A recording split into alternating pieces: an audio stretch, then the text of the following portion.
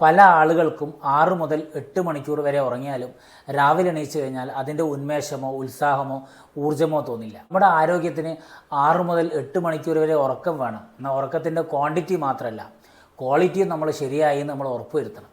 അപ്പോൾ ഉറക്കത്തിൻ്റെ ക്വാളിറ്റിയെ പ്രതികൂലമായിട്ട് ബാധിക്കുന്ന 5 കാര്യങ്ങളുണ്ട്. അതിലൊന്നാമത്തത്, നമ്മൾ രാത്രിയിൽ ഉറങ്ങുമ്പോൾ കുറേ സമയം മൊബൈൽ നോക്കുന്നുണ്ടാവും, ലാപ്ടോപ്പിൽ വർക്ക് ചെയ്യുന്നുണ്ടാവും.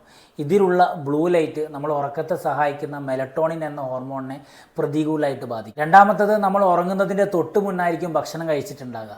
നമ്മൾ ഉറങ്ങിയാലും നമ്മുടെ ദഹന പ്രവൃത്തി ആക്റ്റീവായിട്ട് അവിടെ നടക്കുന്നുണ്ടാവും, ഉറക്കം ഡീപ്പാവില്ല. മൂന്നാമത്തത്, നമ്മുടെ ഒരുപാട് സ്ട്രെസ് അടിക്കുന്നുണ്ടാവും, ഒരുപാട് ചിന്തകൾ, ആങ്സൈറ്റി, ദേഷ്യം, ഇതൊക്കെ നമ്മൾ കൊണ്ടു നടക്കുകയാണെങ്കിൽ രാത്രിയിൽ നമുക്ക് കോർട്ടിസോൾ, സ്ട്രെസ് ഹോർമോൺ കൂടുതലായിരിക്കും, ഉറക്കത്തിൻ്റെ ക്വാളിറ്റി കോംപ്രമൈസ് ചെയ്യപ്പെടും. 4, നമ്മൾ ഉറങ്ങുന്നുണ്ടാവും. നമ്മൾ 8 മണിക്കൂർ, ഒരു ദിവസം 2 മണി മുതൽ 10 മണി വരെ, ഒരു ദിവസം 12 മണി മുതൽ 8 മണി വരെ.